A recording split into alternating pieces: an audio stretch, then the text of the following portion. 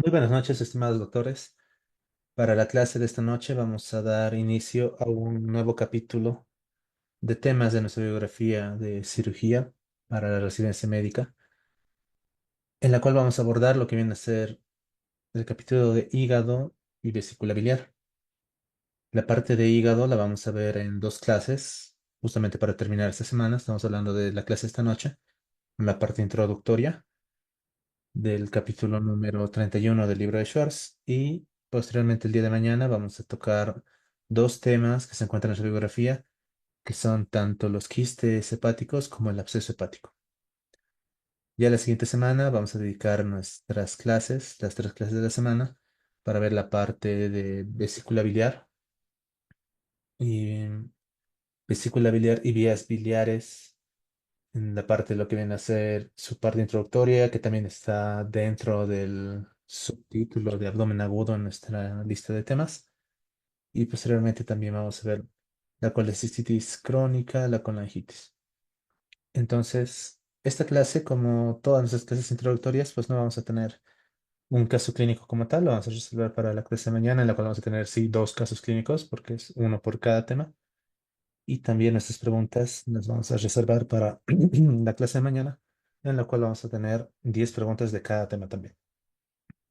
Respecto a lo que nos va a presentar el texto en las primeras páginas de este capítulo 31, pues vamos a ver tanto lo que viene a ser la anatomía, pero una anatomía dirigida hacia la intención quirúrgica sobre el hígado y de igual forma la fisiología. Tal vez no tanto en relación a lo que nosotros vamos a ver en nuestro capítulo de mañana o en nuestros temas de mañana, que viene a ser quistes y abscesos, pero yo sé que les va a servir bastante en parte introductoria cuando vean el capítulo de oncología, ¿no? Por la parte de cáncer de hígado. Primero vamos a recordar qué es lo que vimos en nuestra última clase. Habíamos terminado nuestra semana o nuestro capítulo de patología de intestino grueso. Estamos hablando de colon, recto y ano, con los últimos dos temas sobre patología rectoanal. Estamos hablando de absceso perianal y hemorroides. Respecto al absceso perianal, recordamos, ¿no? El absceso perianal se define como una colección de pus en los tejidos adyacentes al ano y al recto y resulta de una infección en las glándulas anales, que se extiende hacia el espacio perianal. Su fisiopatología, pues infección de las glándulas anales, la obstrucción de la cripta con la colección purulenta y posterior infección de las criptas anales hacia nuestras columnas de Morgagni. La propagación de la infección, recordamos que donde se forma el foco infeccioso tiene que dirigirse o expandirse en una de varias direcciones posibles. Entonces puede extenderse a diferentes espacios perianales, incluyendo los espacios interesfinteriano, isquiorrectal y supralevador, siendo el más frecuente de todos el perianal.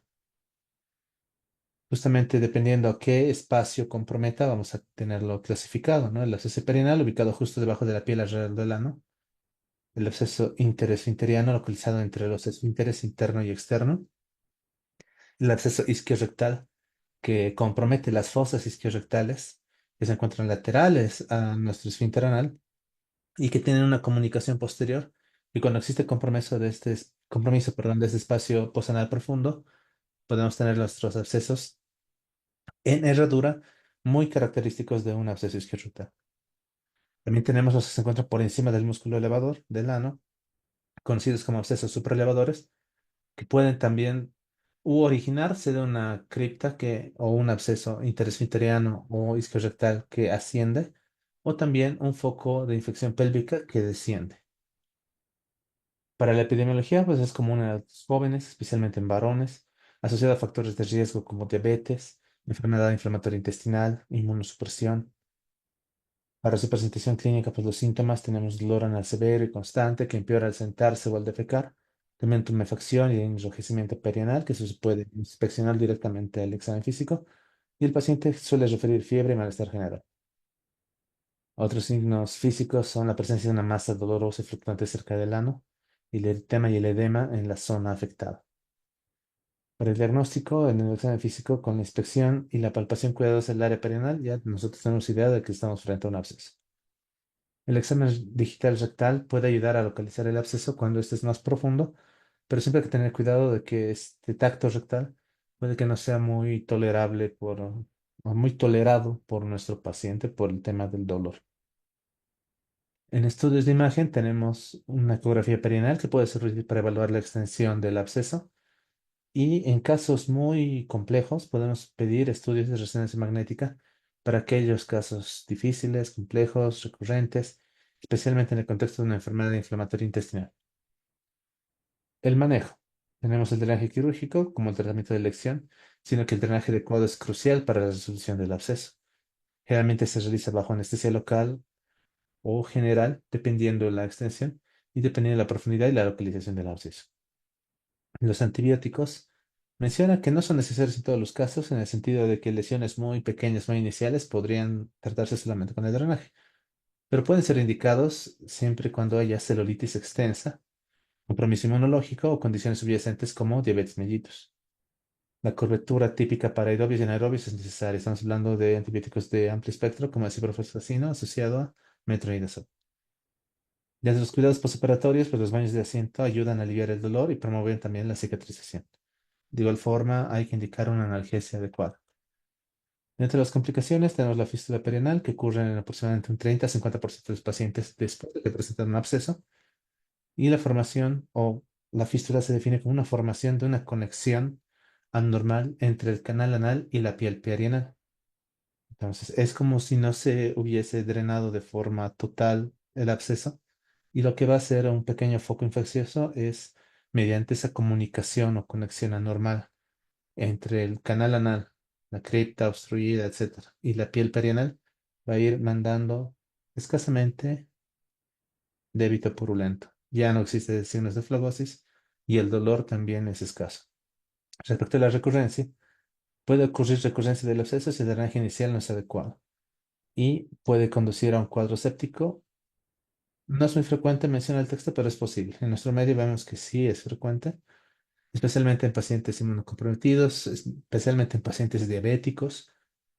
Más que todo porque en nuestro medio existe cierto tabú para poder abordar la valoración de patología genito anorrectal, ¿no? Entonces, muchas veces los pacientes sienten vergüenza de las molestias que tienen y apoyados en medicina tradicional, entre comillas, pues pueden permitir que estos cuadros vayan avanzando y sí pueden llegar a cuadros de sepsis. Diferenciación con condiciones similares. Las hemorroides trombosadas pues, pueden presentar también un cuadro de dolor perianal agudo, pero generalmente se identifica un trombo palpable sin fluctuación. La fístula anal se diferencia por la presencia de una abertura externa con un drenaje crónico de material purulento. Y la enfermedad de Crohn pues, puede causar también abscesos perianales, fístulas y demás, pero con la característica de que estos cuadros son recurrentes y son complejos. Dentro de las consideraciones especiales, pues el impacto de la enfermedad inflamatoria intestinal porque está asociado a una mayor incidencia de abscesos y fístulas en pacientes con enfermedad de Crohn de presentación perianal, y el manejo puede ser más complejo debido a la inflamación subyacente. La importancia del diagnóstico temprano y el tratamiento adecuado nos permite evitar complicaciones como fístulas y cuadros de sepsis mediante nuestra intervención oportuna. Respecto a las hemorroides, las definimos como los cojines vasculares normales ubicados en el canal anal que, cuando se agrandan, se inflaman o prolapsan, causan síntomas, convirtiéndonos o convirtiéndose en una enfermedad hemorroidal. Se clasifican en internas, las que se encuentran por encima de la línea dentada, y externas por debajo de la línea dentada. Afectan aproximadamente al 4 a 5% de la población adulta. La prevalencia aumenta con la edad y es común en personas entre 45 y 65 años. ¿Cuáles son los factores de riesgo para la enfermedad hemorroidal? El estreñimiento crónico y el esfuerzo defecatorio, asociado a una dieta baja en fibra, el sedentarismo. Puede aparecer después de un embarazo y un parto, la obesidad y también la historia familiar de hemorroides están en relación. Las hemorroides internas entonces van a tener una clasificación. Nos recordamos que el grado uno, perdón, son aquellas que no se encuentran prolapsadas, no presentan, o bueno, no presentan el prolapso como tal, pero sí pueden presentar sangrado. En el grado 2 se diferencian porque sí existe prolapso al esfuerzo, pero este se reduce de forma espontánea. En el grado 3 el prolapso requiere reducción manual y en el grado 4 el prolapso es irreductible. ¿Cuáles son los síntomas? El sangrado rectal, pero tiene una característica. Este sangrado rectal suele ser indoloro y suele ser de un color rojo rutilante o brillante. Puede asociarse a prurito anal. Puede existir dolor y molestia más común en las hemorroides externas trombosadas porque al ser externas están en relación al anodermo. Puede existir prolapso hemorroidal y también secreción mucosa y sensación de evacuación incompleta. Para el diagnóstico tenemos que utilizar nuestra historia clínica en su examen físico, que incluye siempre una inspección visual y un examen digital rectal. Una endoscopía nos permite visualizar las hemorroides internas y una proctosigmoidoscopía o una colonoscopía nos permite evaluar otras causas de sangrado rectal y también descartar malignidad. Tenemos dos tipos de conductas, ¿no? Uno puede ser un tratamiento conservador con las recomendaciones de una dieta alta en fibra que aumenta la ingesta de frutas, verduras y granos integrales, una hidratación adecuada, baños de asiento con agua tibia varias veces al día, ablandadores de heces y suplementos de fibra para evitar la eliminación de heces duras. Y también existe una gran gama de cremas y supositorios tópicos o medicamentos tópicos que permiten aliviar los síntomas del dolor y el prurito. Respecto a los tratamientos mínimamente invasivos, habíamos visto la ligadura con una banda elástica, que es eficaz para hemorroides internas de grado 1 a 3. La escleroterapia con una inyección de una solución esclerosante en la base del hemorroide para que ésta se esclerose y luego se elimine. Y también la fotocoagulación infrarroja, que utiliza la fotocoagulación con calor para causar la retracción y también la cicatrización del hemorroide.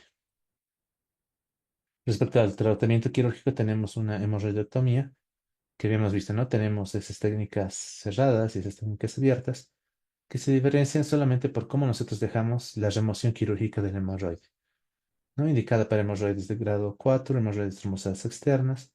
Nos permite ligar la base del hemorroide para evitar el sangrado y dependiendo de nuestra técnica lo podemos dejar abierto o cerrado.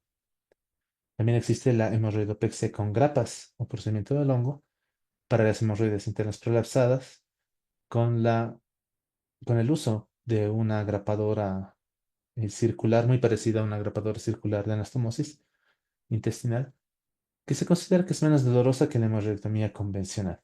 Sin embargo, ningún procedimiento puede estar exento de algún tipo de complicación, ya que puede existir con frecuencia dolor postoperatorio, sangrado, infección, por el dolor puede existir retención urinaria y en algunos casos por la cicatrización puede existir estrechez anal por una estenosis o cuando se compromete las fibras del esfínter, de los esfínteres anales, una disfunción esfinteriana que puede llevar a la incontinencia también. Para la prevención de recurrencias, es muy importante siempre la dieta alta en fibra y una buena hidratación. Evitar el esfuerzo defecatorio prolongado y realizar ejercicio de forma regular. Respecto a las hemorroides trombosadas externas, pues estas se presentan con un dolor agudo severo. El tratamiento incluye la escisión del trombo bajo anestesia local si se presenta dentro de las primeras 72 horas. Dentro de los cuidados postoperatorios, pues hay que mantener una buena higiene perianal, continuar con baños de asiento, uso de analgésicos según lo que le indiquemos a nuestro paciente y seguir una dieta blanda, rica en fibra para evitar el estreñimiento. Respecto al impacto social de esta enfermedad, pues las hemorroides pueden afectar significativamente la calidad de vida de los pacientes. Es importante abordar las preocupaciones del paciente y brindar educación sobre el manejo y la prevención de las hemorroides. Respecto al seguimiento, la evaluación clínica regular para monitorear o monitorizar la resolución de los síntomas y prevenir las complicaciones es importante.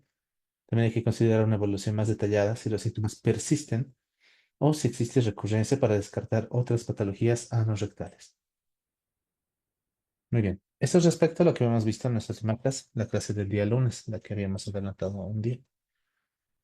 Y ahora, comenzando sobre nuestro tema específico de esta noche, pues vamos a hablar del hígado. Y la primera parte que nos muestra el texto, pues hace una presentación de los antecedentes de la cirugía hepática, en el sentido de que, bueno, el hígado es un órgano que cumple un montón de funciones, ¿sí? En su gama de funciones es muy florida, según dice el texto también. Pero la importancia que le da en estos primeros párrafos el texto está en una capacidad muy característica del hígado, que es esa capacidad de poder ser manipulada quirúrgicamente. Justamente el texto va a hablar primero del mito de Prometeo. Que Entonces recordamos, ¿no? Que Prometeo fue aquel que hace enojar a los dioses, en especial a Zeus, porque entrega el fuego, que era propio de los dioses, a los hombres, y como castigo es encadenado y Zeus ordena a su águila gigante que durante el día ésta vaya y se alimente del hígado de Prometeo. Y durante la noche, este hígado se regenera y al día siguiente nuevamente el águila vuelve a comer su hígado durante el día, ¿no? Haciendo un círculo interminable, un castigo interminable por esa ofensa a los dioses. ¿Esto qué quiere decir? O sea, llama la atención el hecho de que ya los griegos, al hablar de este mito de Prometeo, tenían la idea de que este hígado era capaz de regenerarse. Estamos hablando de que tiene la capacidad que después de una resección, el hígado remanente puede hipertrofiarse, ¿no? Para alguien que no entiende cómo sucede ese proceso, estamos hablando, digamos, de los griegos o de cualquier cultura antigua, el hecho de que el hígado crezca daba a entender de que el hígado se regeneraba per se, ¿no? Ahora entendemos de que no es una regeneración, o sea, no se forma nuevo tejido hepático como tal, sino que el hígado remanente tiende a crecer, tiende a hipertrofiarse, cuestión de que intenta entonces poder suplir la función del hígado que ha sido, o la parte del hígado que ha sido extirpada. Es tanto así que el hígado como tal lo nosotros lo conocemos, proviene del griego arreglar o reparar. Más específicamente vendría del vocablo hepar, que significa reparable. Entonces, ya desde su definición, desde la primera vez que nosotros hablamos de hígado, tomamos en cuenta esa capacidad propia de este órgano que lo permite ser muy manipulable para el tema de las cirugías.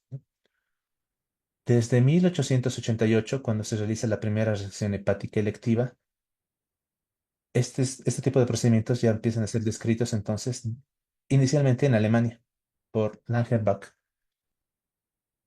Después, en 1908, Pringle describe una investigación en la revista, ¿no? Anales de Cirugía, con el título Detención de la hemorragia hepática debido a traumatismo, describiendo una maniobra en la cual, pinzando o tomando el hilo hepático, se puede controlar la hemorragia. Justamente es esta maniobra la que va a recibir el nombre del autor. Estamos hablando de la maniobra de Pringle, que es una maniobra muy importante justamente para el manejo y el abordaje del traumatismo hepático. Pero no solamente en traumatismo hepático, cuando nosotros hablamos de resección hepática formal, el control de los vasos que se encuentran a nivel del hilio hepático se realiza mediante justamente esa maniobra de Pringle. También el texto nos menciona, ¿no? que a partir de lo que había descrito Pringle en 1980, ha existido como unos 50 años en los cuales el avance del estudio y la descripción de la cirugía del hígado ha sido lenta. Sin embargo, trabajos como el de Rex y Cantley et al., o sea, los más sobresalientes Rex y Cantley, asientan las bases para posteriores descriptores, ¿no? Para la década de 1950, basados en estos estudios, es que empiezan a describir y hacer más informes clínicos, más contribuciones quirúrgicas, científicas, a partir de las descripciones de Cohn, Giorgio, Haley, Lorda Jacob y Sterls, como los que sientan las bases para la cirugía hepática moderna, preparando el camino, como menciona el texto. Eso como parte introductoria, ¿no? Entonces es importante conocer entonces la anatomía del hígado, nuestra anatomía macroscópica. Y el texto nos dice, ¿no? Se considera entonces el órgano más grande del cuerpo y llega a pesar alrededor de 1500 gramos. Tiene la característica de que se encuentra protegido por la caja torácica y es un órgano intraabdominal intraperitoneal. que se encuentra en la región superior derecha, justo debajo del diafragma. Ahora, este órgano tan voluminoso tiende a encontrarse localizado o, perdón, fijado mediante la presencia de diferentes ligamentos. Como podemos ver aquí, tenemos uno que es el ligamento redondo, también tenemos la presencia del ligamento falciforme, que inocentemente nosotros podríamos pensar que nos ayuda a dividir el hígado en izquierdo y derecho. Inicialmente quienes describieron la anatomía del hígado pensaban que de igual forma la presencia de este ligamento permitía dividir a este lado recién el izquierdo y a este lado el derecho. Pero ahora sabemos que en realidad la división no se encuentra en relación a este ligamento falciforme, pero es muy llamativo, ¿no? Entonces, es importante, junto con, por ejemplo, el ligamento venoso fibroso, lo que conocemos como el ligamento venoso de Arancio, también la presencia de los ligamentos triangulares que se encuentran a ambos extremos, ¿no? El triangular derecho y el triangular izquierdo, que cuando se prolongan de forma anterior, posterior, dan origen a los ligamentos coronarios del hígado.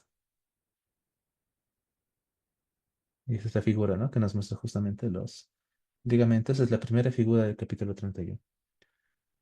Además, no tenemos solamente estos ligamentos que se encuentran fijando el hígado hacia la pared abdominal, sino también tenemos dos ligamentos que se encuentran uniendo el hígado con otras estructuras, en este caso el estómago. Tenemos entonces el ligamento gastrohepático, que es este, ¿no? Yéndonos hacia el ilio de la vesícula, del hígado, perdón, encontramos nosotros nuestro ligamento gastrohepático y de igual forma nuestro ligamento hepatoduodenal. La gran característica de este ligamento hepatoduodenal es que contiene las estructuras del ilio hepático. Estamos hablando del conducto biliar común, la arteria hepática y por detrás la vena porta. ¿Qué es importante? Aquí podemos ver, ¿no? El agujero de Winslow. Este agujero de Winslow, también conocido como agujero epiploico, conecta la cavidad peritoneal y hacia atrás con lo que viene a ser la retrocavidad o la transcavidad de los epiplones. Entonces, mm, nosotros por detrás de nuestro ligamento hepatoduodenal podemos encontrar el agujero de Winslow y ingresando por ahí podemos realizar nuestra maniobra de Pringle. Eso es lo importante. A través de ese agujero de Winslow nosotros podemos pasar nuestra pinza para hacer la toma de nuestro hilio hepático y mediante nuestra maniobra de Pringle controlar el sangrado pues, por un traumatismo o en una resección hepática. Les había mencionado, la presencia del ligamento falciforme inicialmente hacía pensar que el hígado izquierdo era mucho más pequeño que el derecho, pero en realidad, si nosotros recordamos que el hígado se divide en lóbulos tanto derecho e izquierdo como los representantes más grandes, sí, el lóbulo derecho es más grande, estamos hablando de un 60-70% y el izquierdo de un 40-30%, pero la línea que los divide no es el ligamento falciforme, es la línea de Cantley.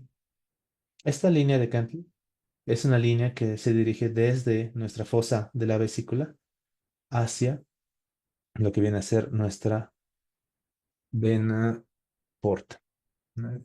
Más o menos si nosotros nos dirigimos a este nivel, la fosa de la vesícula, y hacemos entonces una división a través de esta línea. Aquí en esta figura que no es del texto, vemos, ¿no? Como nos menciona la línea de Rexica, que nos permite diferenciar un hígado derecho y un hígado izquierdo.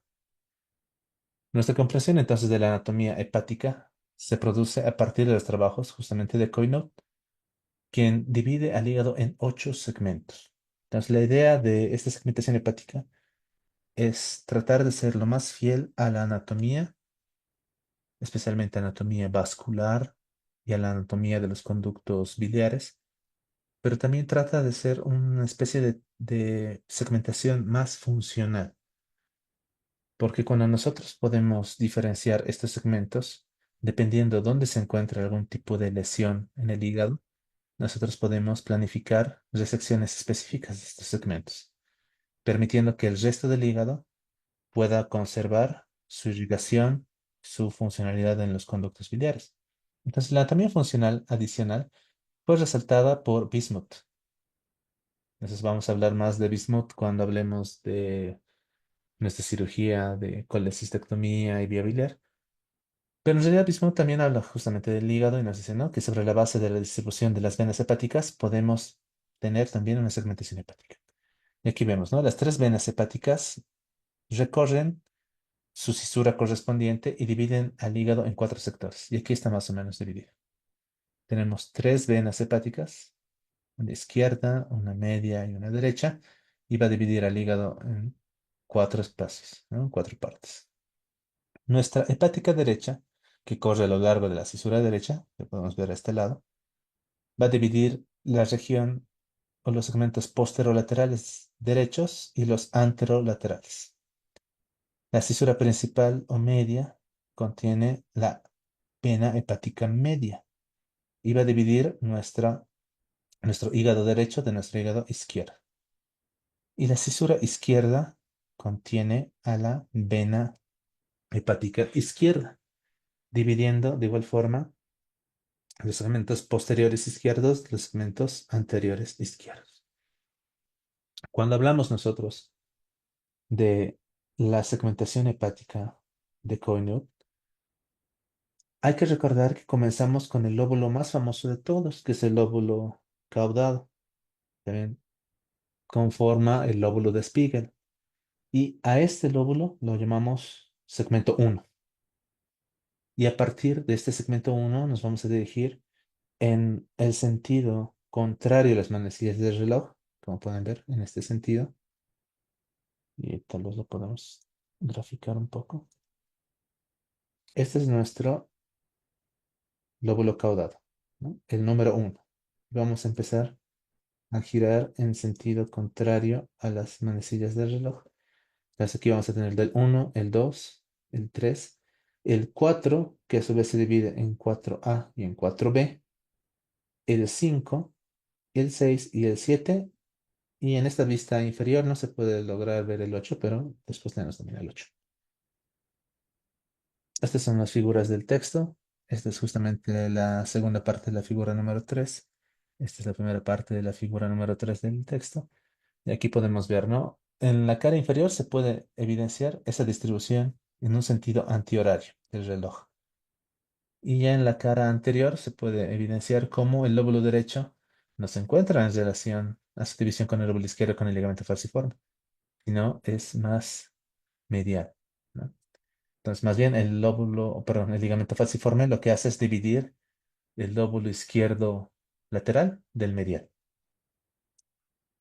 Tenemos esta pequeña tablita, es una tablita generada a partir de lo que nos menciona el texto respecto a la localización de los segmentos, recordando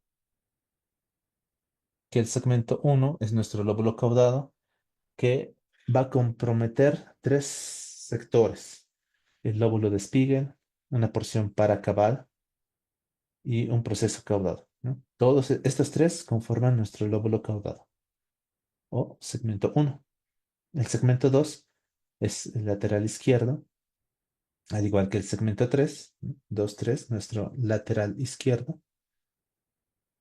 El lóbulo 4, aquí podemos verlo, el 4A y el 4B, conocido como cuadrado, aunque es un término que según el texto no debería utilizarse o está quedando en desuso, que corresponde al segmento medial izquierdo. O sea, forma parte del lóbulo izquierdo, pero es su segmento medial. Y como hemos dicho, se divide en uno superior, que es el 4A, y uno inferior, que es el 4B. Luego tenemos el segmento 5, que es el lóbulo anterior derecho. Aquí lo podemos ver también. Lóbulo anterior derecho. Junto con nuestro segmento 6, que se vuelve posterior derecho. El 7 también es un lóbulo posterior derecho. Y el 8 termina en relación al 5 como también un lóbulo anterior derecho. Es aquí que es importante. Los anteriores derechos son el 5 y el 8. Y aquí se ven. El 5 y el 8 los anteriores. El 6 y el 7 los posteriores derechos. El texto nos presenta el primer punto clave del capítulo 31 que nos dice, al operar el hígado, al operar la vesícula, el páncreas u órganos vecinos, es esencial identificar la anatomía vascular o biliar normal y sus variantes anatómicas. para no desencadenar complicaciones quirúrgicas. Y lo vamos a ver más adelante, porque vamos a tener una descripción de la arteria hepática, o sea, la irrigación del hígado, recordando que el hígado va a ser un órgano con una irrigación dual. ¿Esto qué significa?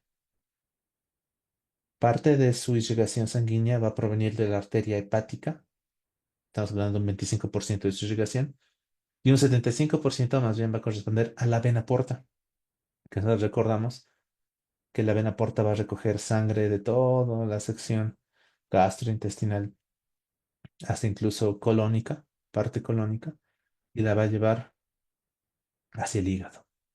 Pero respecto a la parte arterial, nosotros recordamos, la irrigación del hígado parte de nuestro tronco celíaco.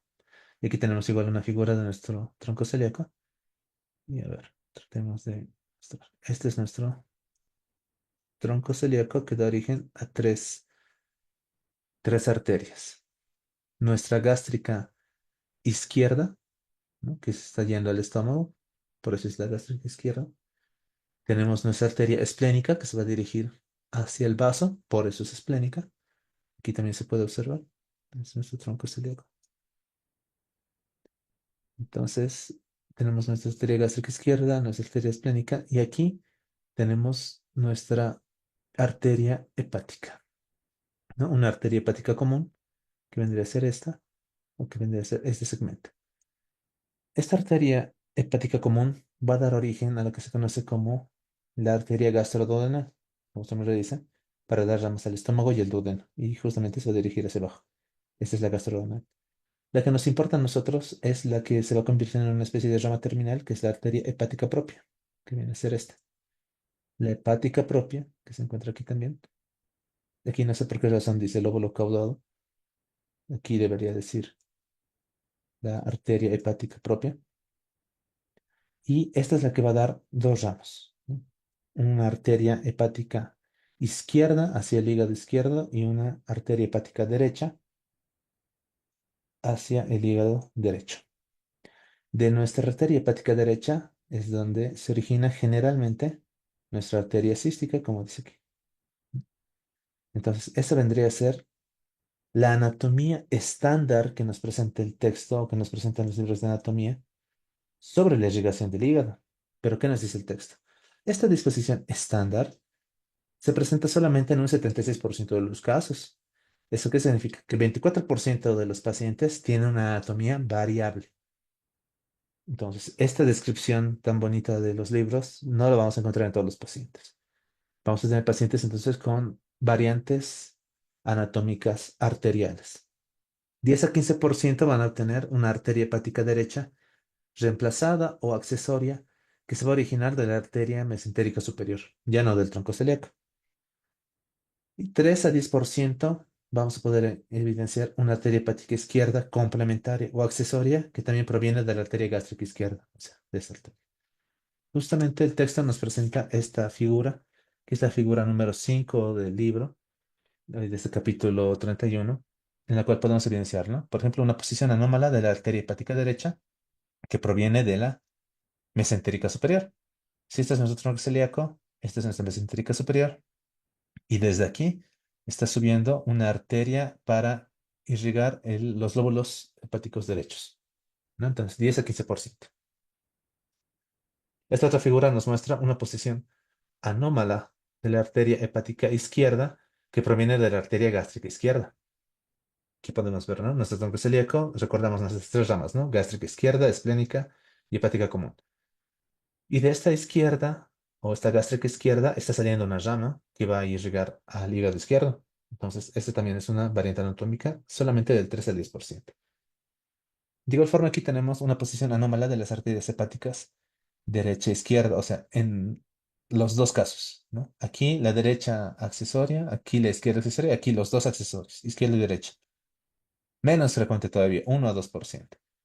Y de igual forma, una posición anómala de la arteria hepática común que proviene de nuestra arteria mesentérica superior. Habíamos dicho que en este caso es solamente la derecha. Aquí es desde el tronco de la arteria hepática común que va a dar origen tanto a la izquierda como a la derecha. ¿Por qué es importante esto?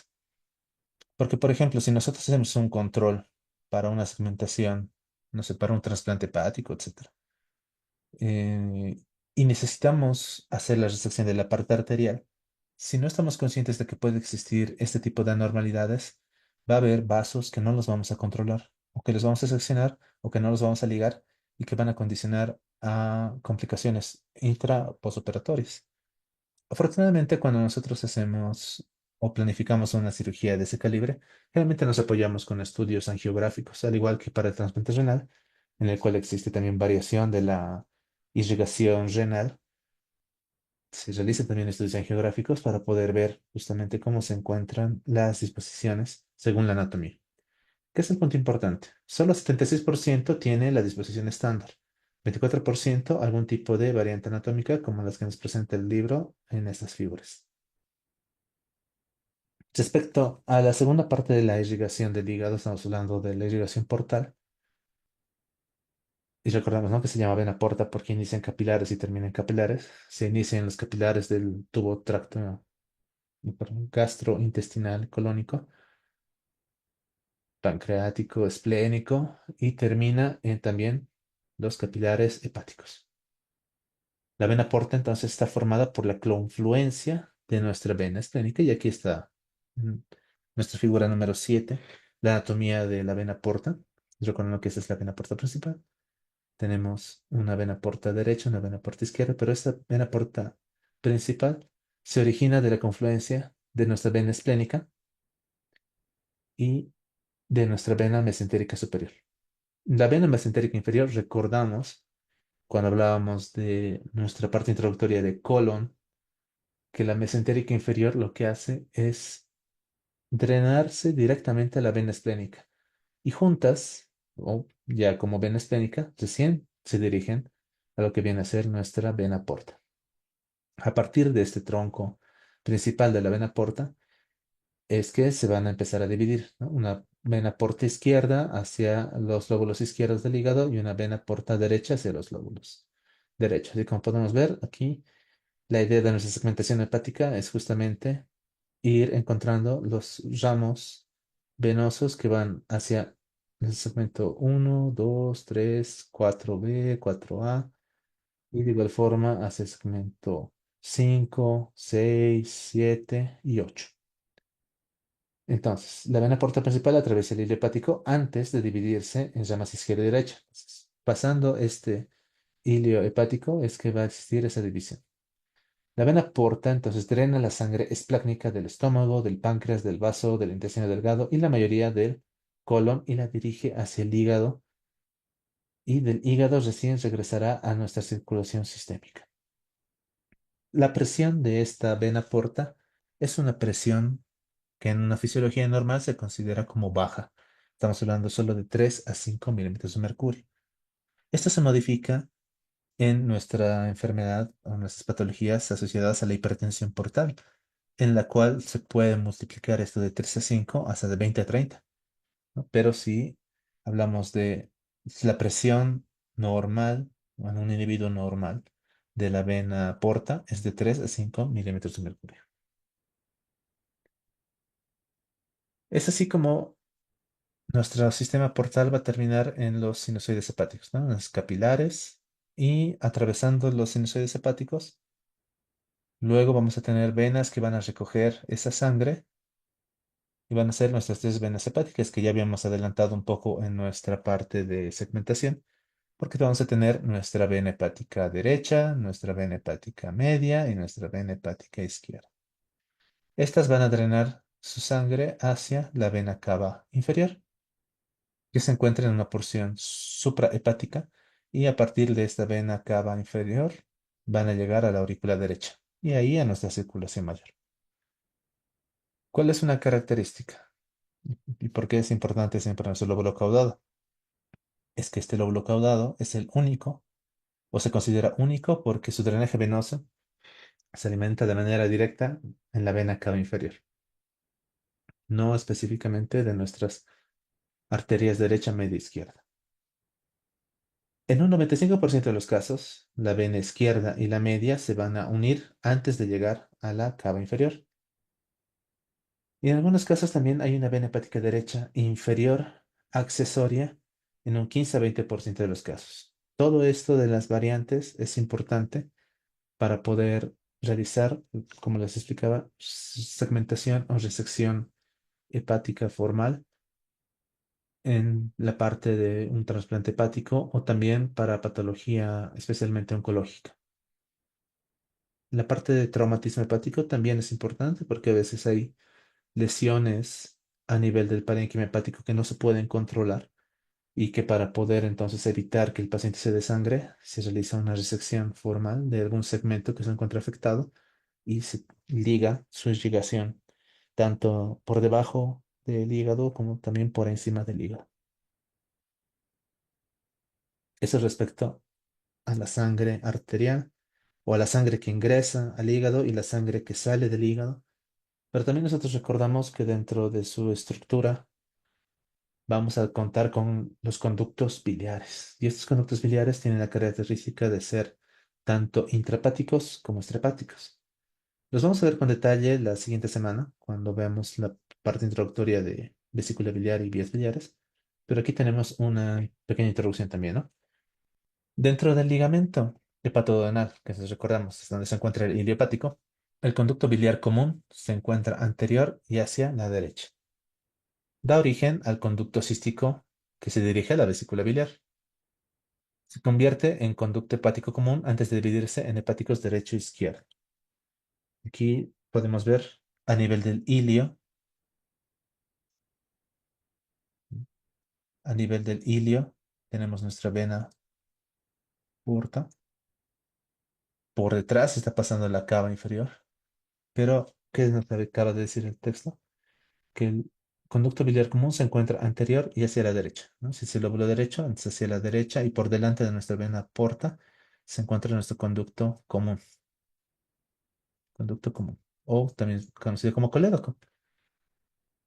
Si nosotros describimos la anatomía como lo hace el texto de abajo para arriba, entonces este conducto colédoco va a dar nuestro conducto cístico, que lo vamos a hacer chiquitito, conducto cístico hacia nuestra vesícula biliar.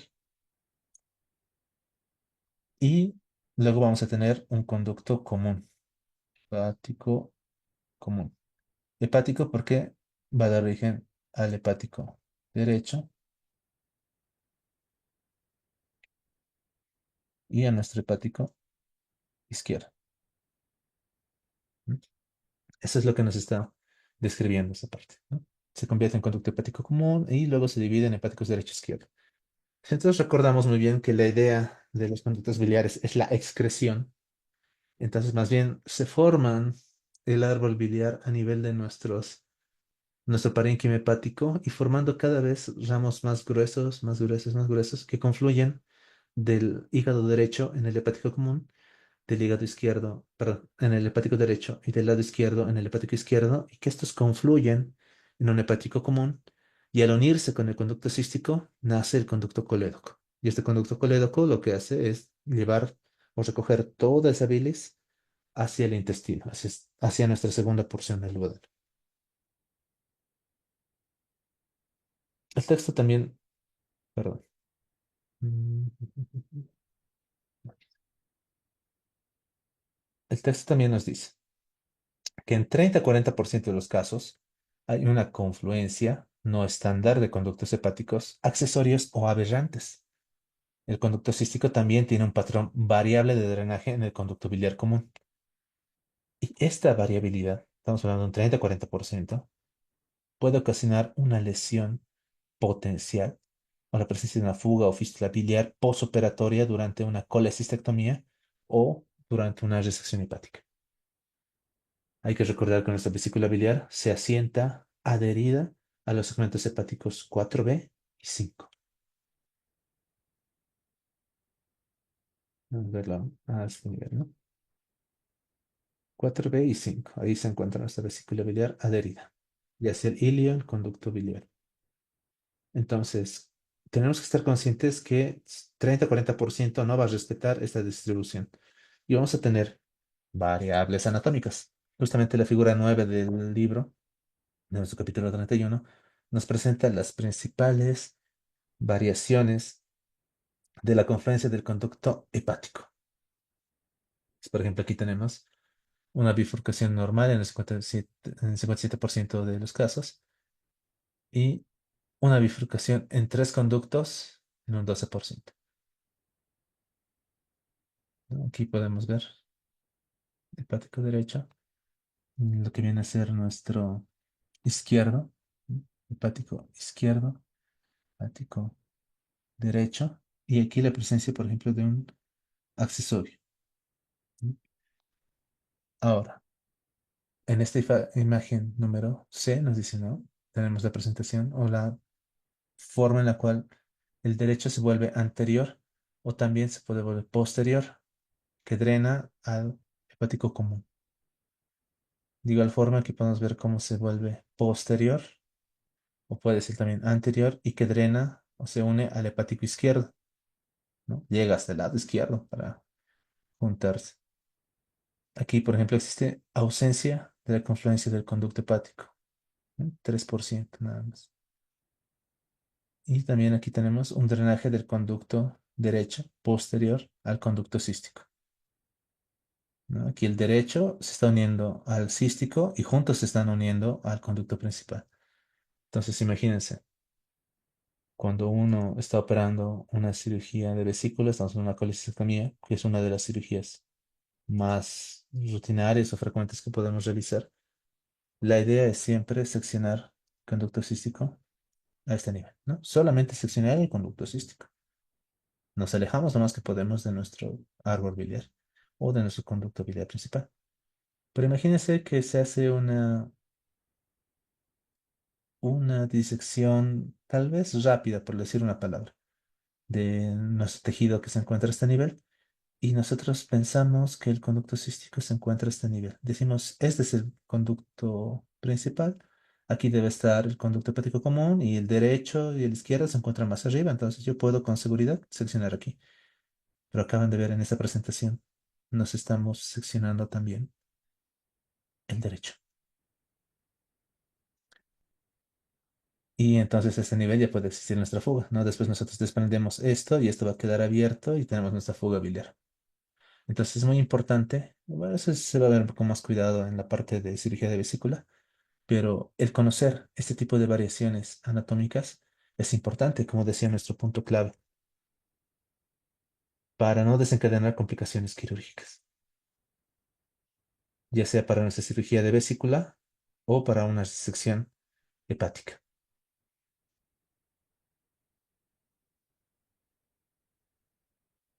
Respecto a la inervación y el drenaje linfático, la inervación parasimpática del hígado proviene del nervio vago izquierdo, que se desprende una rama hepática anterior y el vago derecho desprende una rama hepática posterior. Esto es parasimpático. Respecto a la inervación simpática, involucra a los nervios esplácnicos torácicos mayores y al ganglio celíaco. Es interesante que el texto nos dice, ¿no? Por ejemplo, cuando nosotros hacemos un trasplante hepático, tenemos que denervar el hígado para poder extirparlo. Y este hígado denervado después de un trasplante parece funcionar con una capacidad normal, parece no repercutir mucho, entonces la parte del efecto de la inervación y demás se encuentra todavía en estudio. Es un campo en el cual, por esta característica del trasplante hepático, pues deja mucho a qué pensar. Ahora, cuando nosotros realizamos algún tipo de procedimiento, es común hablar de omalgia. Quienes han atendido pacientes después de una cirugía de vesícula o quienes tal vez han sido pacientes y han sido operados por cirugía laparoscópica, en algún momento pueden presentar omalgia. Nos dice, ¿no? Una causa común de dolor referido al hombro derecho y a la escápula es el nervio frénico derecho. Este nervio frénico derecho se estimula, por ejemplo, en los casos de hepatitis, por la distensión de la cápsula de Gleason cuando existe hepatomegalia o también por la irritación diafragmática, que eso puede surgir por el CO2 de nuestra cirugía laparoscópica, ¿no? Entonces, la irritación de este nervio frénico derecho produce esa omalgia derecha. Respecto al drenaje linfático, pues la linfa se produce dentro del hígado y se drena a través del espacio perisinusoidal de Bicet y las hendiduras periportales de Moll y los linfáticos más grandes se van drenando hacia los ganglios linfáticos del conducto cístico, que se encuentra en el hilio hepático. Dentro de los más representativos de esta cadena ganglionar está el ganglio de Calot. así también como el conducto biliar común o los ganglios del conducto biliar común, de la arteria cística y los ganglios linfáticos celíacos y retopancreáticos. Pero también vamos a tener que la linfa hepática se drena hacia los ganglios linfáticos cardiofrénicos, en la parte superior también. No solamente hacia el ilio, también tendrán ganglios en la parte superior o suprahepática. Esto respecto a la anatomía que nos presenta el texto. Si se dan cuenta, es una anatomía muy dirigida hacia la segmentación y hacia lo que viene a ser una planificación de una cirugía hepática. En ese sentido, ahora la parte de fisiología no entra mucho en lo que viene a ser nuestra planeación de una cirugía o de un procedimiento quirúrgico. Es más, tal vez se pueden dar cuenta de que no vamos a hablar mucho respecto a algo que vayamos a utilizar en nuestra clase de mañana, tal vez en la parte de infección, ¿no? Pero hay que recordar que el hígado, como dice nuestro punto clave número 2, es la glándula más grande del cuerpo y desempeña una amplia gama de funciones. Tiene un extraordinario espectro de funciones. Estas incluyen desde procesos de almacenamiento, como de glucógeno, metabolismo, producción y secreción. Interviene en el metabolismo de la glucosa, de los lípidos y las proteínas. Respecto a la glucosa o los carbohidratos, en ayuno condiciona o favorece la glucogenólisis, o sea, fermentar el glucógeno para obtener glucosa. Y cuando ya no tenemos glucógeno, pues también produce la gluconeogénesis o la obtención de glucosa a partir de otros elementos que no son carbohidratos. Podemos obtener carbohidratos a partir de lípidos, a partir de proteínas y de eso se encarga el hígado en estado de ayuno. En cambio, en un estado postprandial, o después de la ingesta de alimentos, cuando existe un exceso de glucosa, esta también tiende a eliminarse sintetizando glucógeno. Se puede también fragmentar en una glucólisis o también dar origen a la lipogénesis, ¿no? Origen a tejido adiposo, como almacenamiento también. Interviene en la formación de la bilis, en la producción de colesterol y también de ácidos grasos. Respecto a las proteínas, interviene en la formación de amoníaco, de aminoácidos, de proteínas plasmáticas circulantes. De entre las más representativas, pues la albúmina, tenemos los factores de la coagulación, sistemas fibrinolíticos también, o sea, tanto la coagulación como la fibrinolisis, y de forma inmunitaria o hacia la función inmunitaria, también se encarga de producir los compuestos de la cascada del complemento. Tiene también un efecto o una función desintoxicante, ya que se encarga de la desintoxicación de muchas sustancias a través del metabolismo de los medicamentos. Se podría decir que estas sustancias, los medicamentos, muchos para lograr su efecto, para llegar al hígado y demás, se encargan o se encuentran en un estado de lípido, o sea, son liposolubles, y el hígado se encarga de convertirlos en hidrosolubles para poder excretarlos.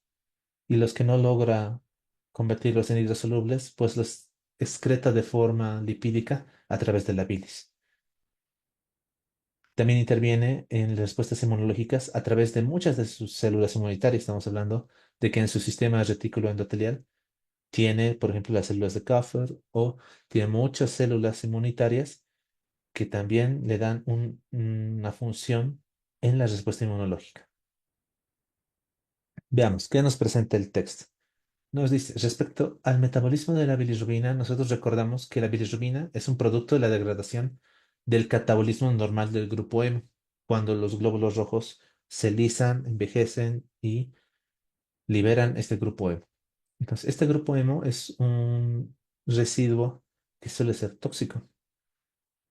Este grupo M entonces se une a la albúmina y se dirige hacia el hígado. En el hígado va a conjugarse, esa es la palabra clave, se conjuga con el ácido glucurónico, que este proceso va a estar catalizado por nuestra enzima glucuroniltransferasa, haciendo que este grupo hemo se vuelva soluble. La mayoría de este complejo ya soluble se va a excretar al intestino a través de la bilis, en parte de la bilirrubina y parte como urobilinógenos. Estos se van a reabsorber en la circulación portal. Estamos hablando que a nivel del ilion terminal no todo se llega a excretar, sino que parte también se va a volver a absorber y por la circulación portal va a volver al hígado, donde va a volver a ser conjugado y nuevamente se va a excretar.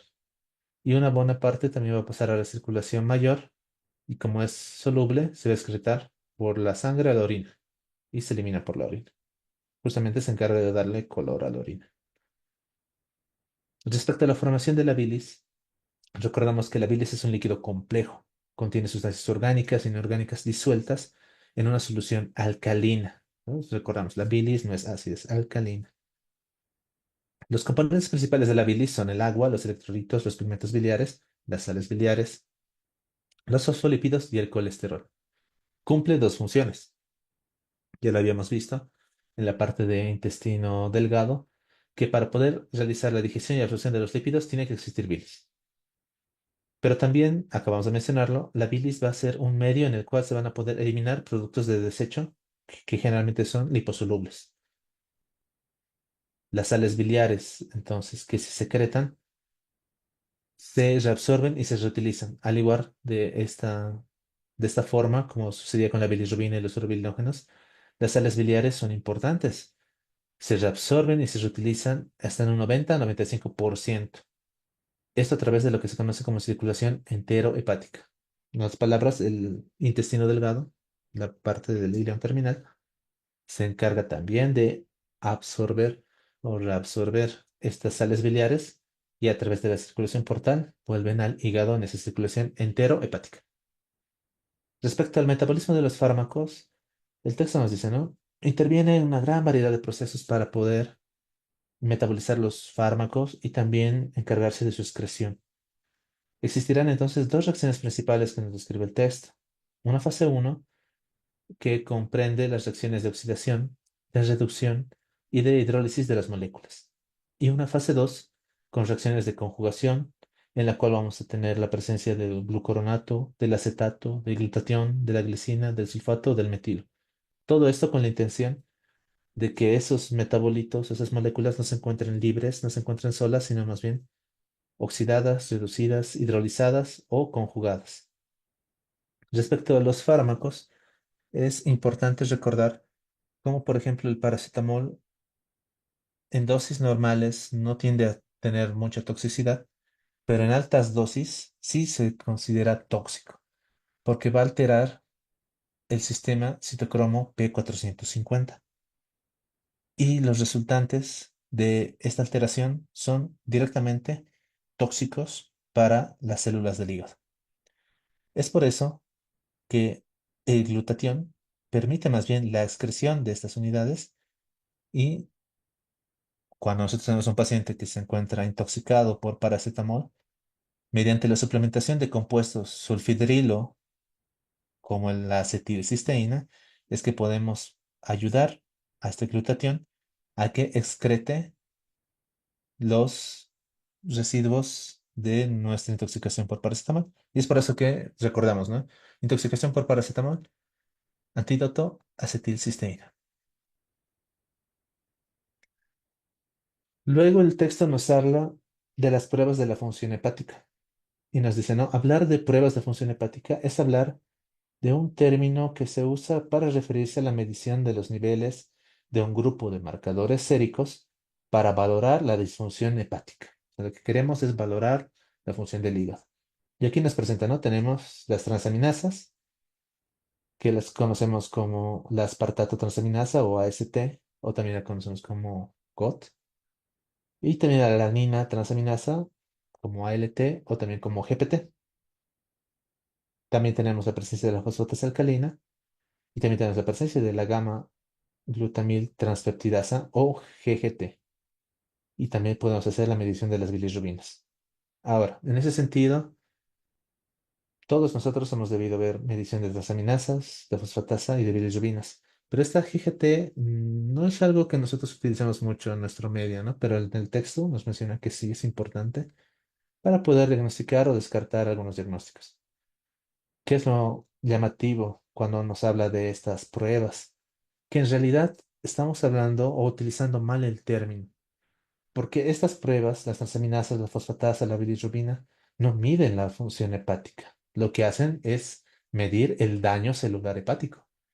Y más bien las pruebas que sí se encargan de medir la función hepática son la medición de la albúmina sérica, recordando que el hígado se encarga de la producción de albúmina, y también el tiempo de protonrina, recordando que el hígado se encarga de la producción de factores de la coagulación.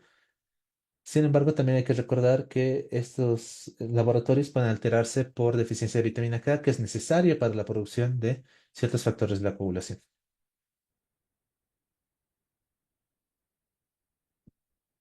¿Para qué nos sirven estas pruebas de función hepática? Dijimos que nos sirven para investigar nuestra lesión o el daño celular hepático.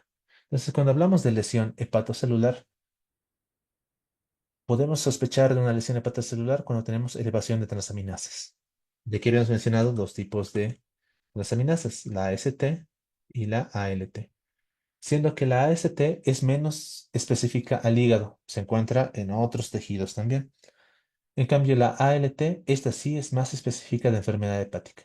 Pueden elevarse las dos, pero la que es más específica a una lesión hepática es la ALT. ¿Qué tipo de lesiones? Por ejemplo, una hepatitis viral, el abuso del alcohol, algunos medicamentos tóxicos, trastornos genéticos como la enfermedad de Wilson, la hemocromatosis, la deficiencia de la alfa-1 antitrypsina y también algunas enfermedades autoinmunes pueden producir elevación de las transaminasas. Por ejemplo, cuando tenemos un paciente con enfermedad alcohólica, puede elevarse nuestras transaminasas, tanto que la AST se eleva dos veces o 2 contra 1 de la ALT. Perdón. En lesiones isquémicas del hígado o en ingesta de toxinas, por ejemplo, intoxicación por paracetamol o cuadros de una hepatitis fulminante, estas transaminasas pueden elevarse a miles. Antes de mencionar esto, el texto dice, ¿no? La elevación o el número en el cual se puede elevar las transaminasas no siempre van de la mano con la gravedad de la enfermedad, ya que puede haber una elevación discreta de las transaminasas ya en pacientes cirróticos. Pero sí, en el caso de lesiones isquémicas, la intoxicación por paracetamol, una hepatitis fulminante, sí, nuestras transaminasas pueden adquirir valores que se elevan a miles, ¿no? Mil tantos, 2000, y ya nos hacen sospechar justamente la gravedad de estas enfermedades. Otra alteración de la función hepática, pues es la función sintética anormal. Nosotros recordamos, el hígado produce cerca de 10 gramos de albúmina por día, pero esta producción de albúmina depende de varios factores. No es que solamente va a depender de la función normal del hígado, dependerá del estado nutricional, de la disfunción renal, de enteropatías con pérdida de proteínas y también algunos trastornos hormonales. Ahora, habíamos dicho, la albúmina es un marcador de la función, no de la disfunción, no del daño. Es así, ¿no? No es un marcador de disfunción, debido a que tiene una larga vida media, entonces de 15 a 20 días. El paciente puede cursar con una intoxicación por paracetamol, por decirlo así. Y si nosotros medimos la albúmina, va a estar normal. ¿Por qué? Porque no estamos hablando que esté intoxicado hace 15 a 20 días como para que exista un deterioro de la producción de albúmina, sino que tal vez de aquí a 15 a 20 días, si existe una secuela en la función hepática, la vamos a poder ver a través de la medición de la albúmina sérica, ¿no? A eso se refiere. La mayoría de los factores de coagulación, exceptuando el factor 8, se sintetizan solo en el hígado y por tanto también van a ser como un marcador de la producción o de la fisiología del hígado. Es por eso que la medición del tiempo de protonrina y de nuestro INR son algunas de las mejores pruebas para valorar la función de nuestro hígado. Sin embargo, tampoco es tan específico porque los valores pueden prolongarse, tanto en nuestro TP como en nuestro INR, por cuadros de deficiencia de vitamina K, ya que alterarán la producción de factores vitamina K dependientes de la coagulación, o también el tratamiento con anticoagulantes como la warfarina, que también interviene en nuestros factores vitamina K dependientes, entonces van a tener también valores de TP y NR alterados. Respecto a la coléstasis, el texto nos dice, no es una afección en la cual se altera el flujo de la bilis, que nosotros recordemos, la bilis se origina en el hígado y tiene el objetivo de llegar al intestino, al duodeno. Ese flujo de la bilis puede alterarse por causas intrahepáticas o por causas extrahepáticas. Las intrahepáticas, generalmente por disfunción hepatocelular, lo que hace que se eleve la bilirrubina indirecta. Y las causas extrahepáticas generalmente están en relación a obstrucción del árbol biliar. Esto producirá elevación de la bilirrubina directa. La fosfatasa alcalina es una enzima que también nosotros la podemos medir en sangre como un marcador serológico, o perdón, sérico, dentro de nuestro perfil hepático, porque esta fosfatasa alcalina se expresa en las células del epitelio del conducto biliar. O sea, las células de nuestro conducto tienen fosfatasa alcalina. No son las únicas. Por ejemplo, en tejido óseo se encuentra también fosfatasa alcalina. Pero cuando existe algún trastorno a nivel del conducto biliar, por ejemplo, algún caso de obstrucción, por ejemplo, algún cálculo que se encuentra aumentando la velocidad de descamación de las células epiteliales del conducto biliar, entonces estas células descamadas van a liberar estas enzimas en la sangre y se va a elevar nuestra fosfatasa alcalina. Y es aquí donde habla de nuestra GGT, habla de nuestra glutamil transpeptidasa, que también es una enzima que suele elevarse cuando existe obstrucción del conducto biliar. Sin embargo, nos menciona que es mucho menos específica que la fosfatasa alcalina, ya que se encuentra en una gran variedad de tejidos y solamente cuando la encontramos elevada junto con esa fosfatasa alcalina, podemos pensar que sí, la elevación de la GGT está en relación a una causa hepática.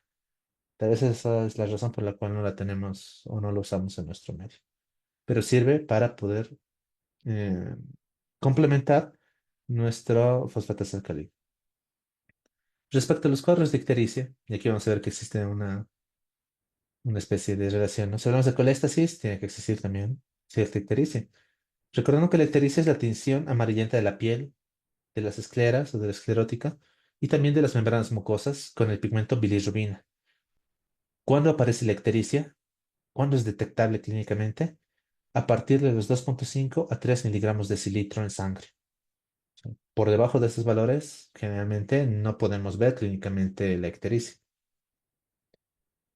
Y esta ictericia, de igual forma, se va a poder dividir, como vemos aquí, ¿no? Prehepática, intrahepática, posthepática, como nuestra coléstasis, ¿no? Intrahepática, extrahepática.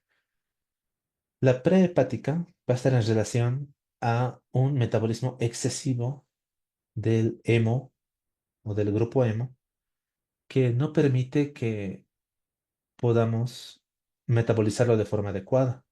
O sea, es tan excesivo, hay tanto grupo hemo libre que no lo logramos nosotros metabolizar en el hígado, entonces como una causa prehepática se encuentra elevada en el medio. Esto en relación a cuadros de hemólisis, estamos hablando de anemias hemolíticas, o también no solamente por causas hemolíticas, sino que en algún caso que exista pérdida de albúmina, nosotros habíamos mencionado, ¿no? La albúmina se une al grupo hemo para transportarlo al hígado. Si no hay albúmina, entonces este grupo hemo no llega a ser transportado hacia el hígado. Entonces, como menciono, la pérdida de albúmina puede afectar para que exista esta ictericia prehepática. Respecto a las causas intrahepáticas, como es intrahepático, tenemos que hablar de trastornos enzimáticos que pueden ser isquémicos o hipóxicos, o sea, por cuadros de isquemia o hipoxia, el hígado va a dañar sus células, las células del hígado se van a encontrar lesionadas, dañadas, y por tanto no van a poder cumplir con su función enzimática metabólica. Pero también puede estar en relación a causas hereditarias, por ejemplo, el síndrome de Gilbert, el síndrome de Crigler-Najjar, el síndrome de Rotor, el síndrome de Dubin-Johnson, como también el efecto de alguna infección por virus, el abuso del alcohol, cuadros de sepsis, trastornos autoinmunes, el uso de medicamentos como paracetamol, los anticonceptivos orales o el uso de esteroides anabólicos son causas de una ictericia intrahepática. Y para la ictericia posthepática, estamos hablando de obstrucción del conducto biliar.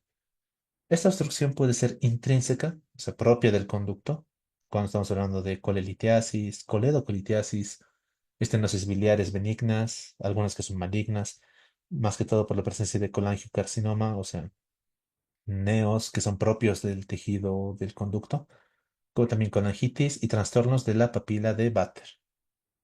O pueden ser también una obstrucción extrínseca, Extrínseca que el texto nos dice está en mucha relación con patología de páncreas. Estamos hablando de pancreatitis aguda, crónica, pseudoquistes, tumores malignos de páncreas, ampulomas, etcétera, y también la iatrogenia, porque durante una cirugía nosotros podemos anudar o clipar de forma extrínseca el conducto o algún segmento del conducto biliar, produciendo esta ictericia posthepática. Entonces, hemos visto las principales funciones del hígado y también hemos visto las principales alteraciones en la función del hígado que se traducen en estos trastornos, ¿no? Colestesis, ictericia, la lesión hepatocelular, etcétera. Y aquí el libro empieza a describir lo que conocemos como vías de señalización molecular en el hígado. Y hay que recordar, cuando hablamos de señalización, tenemos que recordar todo lo que nosotros podamos de inmunología, de nuestro sistema inmune. Veamos qué nos dice el texto. Cuando hablamos de la reacción de fase aguda, el hígado se encarga de la producción de proteínas plasmáticas, ¿no? Un grupo de proteínas plasmáticas que se liberan con rapidez en respuesta a condiciones inflamatorias. Estamos hablando de cuadros de infección, cuadros de traumatismo o incluso patología oncológica, o sea, enfermedades malignas.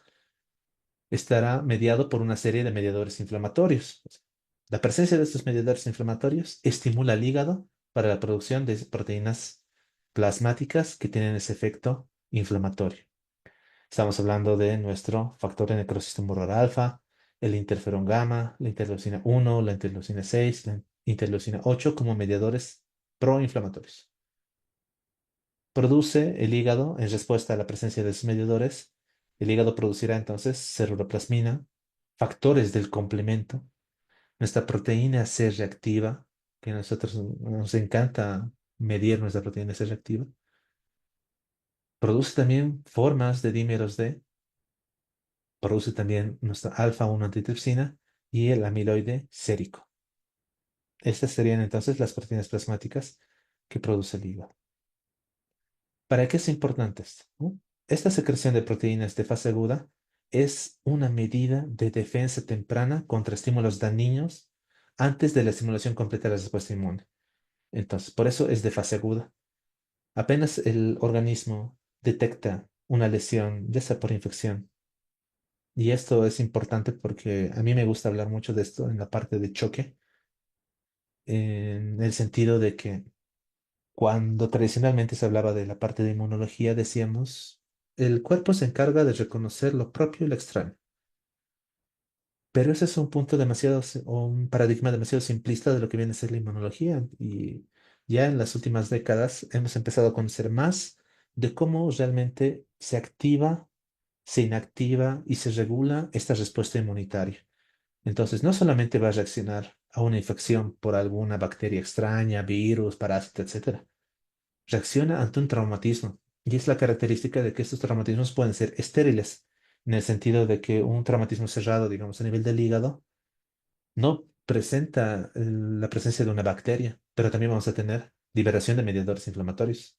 ¿Por qué razón? O una patología neoplásica, un cáncer, no siempre, bueno, que pueden existir algunos tumores sobreinfectados, existen, ¿no? No es que no, que vamos a decir que no existen, pero inicialmente un tumor, patología maligna, no tiene la asociación con presencia de bacterias, pero también vamos a tener entonces una respuesta o la presencia de mediadores inflamatorios. Es ahí donde aparece entonces esta reacción de fase aguda, como que cuando existen todos estos mediadores inflamatorios que acabamos de mencionar, el hígado comienza su respuesta rápida. ¿Por qué? Porque es necesario esta medida de defensa temprana para tratar de detener estos estímulos dañinos. Aquí ya no dice solo infección, ya habla de estímulos dañinos en general. Y hasta mientras se va estimulando también de forma completa la respuesta inmune. Esto es importante cuando posteriormente habla de la señalización de lipopolisacáridos, porque hay que recordar que el hígado se encarga de recibir todo el drenaje sanguíneo del tubo gastrointestinal y tendrá entonces una función de vigilancia inmunológica y también de depuración de bacterias y sus productos que se encuentran a nivel del tubo gastrointestinal. Y hay que recordar que no todo lo que comemos es estéril o no todo lo que hemos comido está cocido o desinfectado, por decirlo de una forma. Y es por eso que el tracto gastrointestinal está plagado de bacterias que pueden llegar a ser dañinas, pero afortunadamente cuando llegan al hígado, muchas se inactivan. Es así que el hígado es la última barrera que impide que las bacterias y sus toxinas alcancen la circulación sistémica.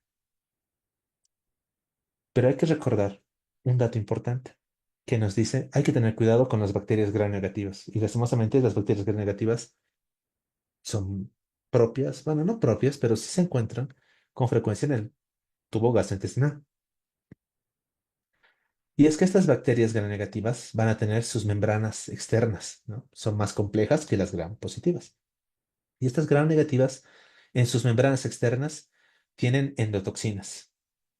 La que el texto describe con profundidad es justamente la endotoxina LPS o lipopolisacárido. Y esta señalización entonces de lipopolisacáridos se refiere a que el hígado se encarga de señalar o marcar la presencia de estos lipopolisacáridos que se encuentran en las membranas externas de las bacterias gram negativas.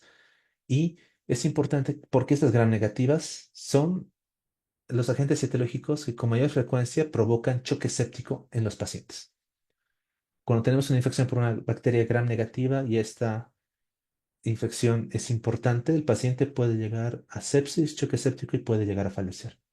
Es por eso que a partir de ahí es que se empieza a estudiar cómo el hígado se encarga de identificar estos lipopolisacáridos, ¿no? Entonces, aquí vemos, sí tiende a reconocer lo extraño de lo propio en el sentido de que este lipopolisacárido o LPS es un componente de las membranas externas de las bacterias gram negativas.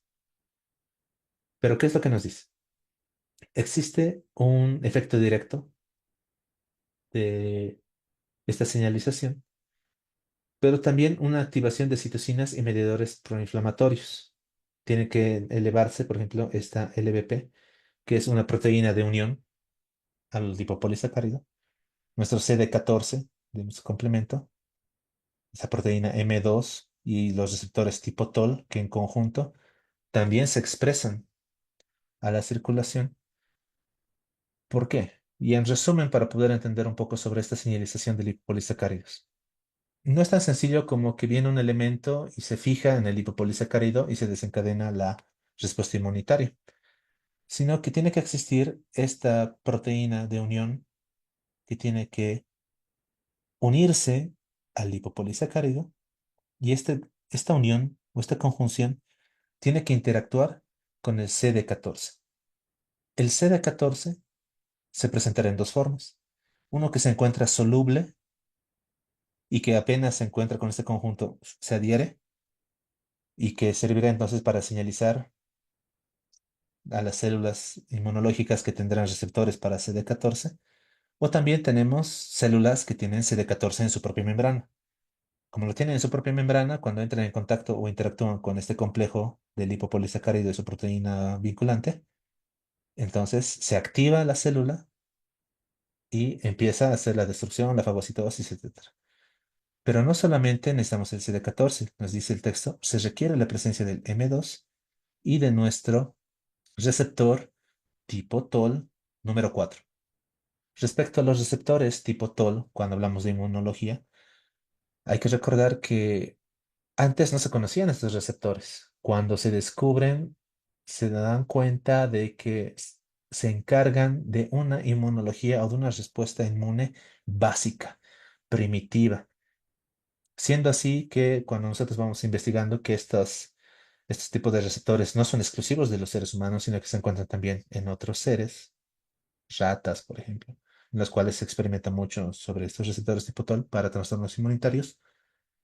En el hombre se describen 11 diferentes tipos de receptores tipo TOL, pero el que estaría más en relación a esta respuesta inmune sería el de tipo 4, ¿no? El receptor tipo TOL 4, que cuando interviene con este CD4 interactuado con este complejo, va a activar la respuesta recién de nuestras células de Kaffer y estas se van a encargar de fagocitar, de activar también a los linfocitos, etcétera, y aquí ya vamos a tener nuestra respuesta inmunitaria, ¿no? Entonces, esa es la importancia de poder realizar la señalización de los lipopolisacáridos. De igual forma, el texto habla del óxido nítrico. Y aquí, bueno, óxido nítrico, ON, nos dice, el óxido nítrico es un gas difusible de los radicales libres, pero que actúa como un relajante derivado del endotelio. Hay que recordar, ¿no? El óxido nítrico produce vasodilatación. En el hígado, la activación de las cascadas inflamatorias también estimula la producción de óxido nítrico. Y justamente cuando hablamos de la producción de óxido nítrico, hay que recordar que vamos a tener tres tipos de enzimas que se encargan de la producción o de ser sintetasas de óxido nítrico. Tenemos la que es importante para nosotros a nivel hepático, que es la INOS, la que es en la isoforma de la sintetasa de nitrógeno, de óxido nítrico, o también conocida como inflamatoria, inducida o inflamatoria. Y también vamos a tener la que es neuronal, la N-NOS, y también vamos a tener la endotelial, la E-NOS. Entonces, la que es importante para el hígado es justamente la I-NOS, ¿ya? Las funciones de esta INOS o de esta sintetasa de óxido nítrico y del propio óxido nítrico en el hígado, nos dice el texto que van a ser complejas y tan complejas que incluso va a existir una dicotomía de sus funciones. ¿Por qué? Dicotomía en el sentido de que cuando estamos frente a una disfunción hepática, van a tener una función protectora del hígado, pero también una función perjudicial. Esta INOS es importante en el sentido de que se encuentra expresada en todas las células del hígado, pero más que todo expresada prominentemente en los hepatocitos. ¿Por qué razón? Porque esta INOS se encarga de sintetizar óxido nítrico y el óxido nítrico entonces lo que va a hacer en condiciones fisiológicas es mantener la perfusión hepática. O sea, como vasodilata los vasos, mantiene los vasos permeables para la perfusión sanguínea al hígado, al tejido hepático. En condiciones patológicas, la INOS y el óxido nítrico pueden contribuir a la lesión, y esto es lo paradójico. ¿Por qué razón? En condiciones patológicas vamos a tener una fase de lesión que se llama lesión isquémica. Y esto es importante en el sentido de que cuando tenemos una fase isquémica de la lesión, vamos a tener todo lo que recordamos, ¿no? Va a empezar a existir necrosis, y posteriormente lesión del tejido y las células se mueren. El tejido empieza a encontrarse isquémico, sinótico y empieza a lesionar. Y si nosotros, por el efecto de esta INOS o cuando nosotros resolvemos el cuadro, va a existir una reperfusión. Pero esta reperfusión, estamos diciendo que en la fase isquémica no le está llegando suficiente sangre al tejido. En ese periodo de isquemia, como el cuerpo sigue luchando contra la lesión, la infección, el trauma, etcétera, la sangre se está llenando de factores proinflamatorios. Y cuando existe la reperfusión, es como si de golpe llegara este estímulo hacia los tejidos que ya de por sí se encuentran dañados. Y cuando existe ese sobreestímulo de los factores proinflamatorios, de igual forma se desencadena necrosis y hasta apoptosis. Entonces tenemos lesiones de isquemia y reperfusión con daño hepatocelular. Y esa es la parte que más antes nos decía el texto, ¿no? Sus funciones son complejas y existe dicotomía, ¿no? Es protectora, pero a la vez puede llegar a ser perjudicial. Respecto al sistema de hemoxigenasa, recordemos, ¿no? La hemoxigenasa o HO es la enzima limitante de la velocidad de la degradación del grupo hemo para producir biliverdina, monóxido de carbono y hierro libre. Todos estos tienden a ser tóxicos. Entonces, esta hemoxigenasa ha demostrado ser un potente citoprotector endógeno, ya que evita que se liberen con bastante velocidad estos elementos tóxicos. Y por tanto, entonces, al ser un citoprotector endógeno, forma parte de una amplia variedad de afecciones inflamatorias. De igual forma, cuando nosotros tenemos Este grupo hemo, ¿no? Un exceso de este grupo hemo puede causar daño celular directamente debido a que interviene en varias fases del estrés oxidativo. Y de esta forma, entonces, nuestra hemoxigenasa 1 generalmente se encuentra aumentada y es protectora cuando nosotros tenemos múltiples condiciones caracterizadas por estrés hepático, ¿no? Entonces, el hígado se encarga de aumentar la síntesis de esta hemoxigenasa como una función protectora cuando se encuentra bajo situaciones de lesión o de estrés. Y finalmente, dentro de nuestra señalización también, hablamos de los receptores tipo TOL, ya lo habíamos adelantado un poco en la señalización de los lipopolisacáridos, definiendo que el hígado es un regulador central de la respuesta inmune sistémica después de ataques agudos al cuerpo. Y hay que recordar, como ataque agudo no está hablando de solamente infección, está hablando de traumatismo, está hablando de patología neoplásica. La activación del sistema inmunitario innato ha señalado la presencia de estos receptores tipo TOL o TLR como una vía común para el reconocimiento inmunitario de la invasión microbiana y también de la lesión tisular. Les había mencionado, ¿no? Hay varios tipos de receptores tipo TOL, pero el que está más inmiscuido en esta interfaz es el 4, ¿no? Nuestro receptor tipo TOL4, que se encuentra en la interfaz de la inflamación microbiana, pero también de la inflamación sin infección o una inflamación estéril. Les recuerdo, forman parte de la activación del sistema inmunitario innato, primitivo. Y ya para ir terminando nuestra parte introductoria de este capítulo de hígado, vamos a hablar de estudios de imagen o radiología de hígado, que esto sí es importante para el capítulo o los temas que vamos a ver mañana, porque vamos a hablar justamente de lesiones, abscesos y quistes, y el diagnóstico va a estar apoyado en lo que viene a ser estudios de imagen. ¿Qué estudios de imagen son los que nos presenta el texto para la evaluación del hígado? Tenemos, por ejemplo, el ultrasonido, ¿no? Recordando que la ecografía nos permite observar una imagen en tiempo real, en escala de grises, que es lo que generalmente siempre vemos, que es el modo B, pero que actualmente este modo B se puede aumentar con lo que es nuestra imagen de flujo Doppler.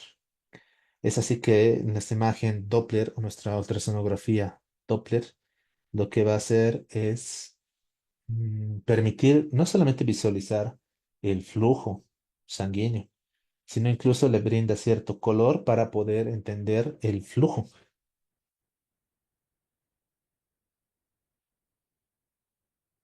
Entonces, ¿cuáles son las ventajas de la ecografía? Porque el texto nos dice algo importante. La ecografía es una prueba de imagen inicial útil para la evaluación del hígado porque primero no es costosa, está ampliamente disponible, no implica exposición a la radiación, es bien tolerada por los pacientes y es excelente para diagnosticar la patología biliar, cálculos biliares, obstrucciones biliares y también lesiones hepáticas focales.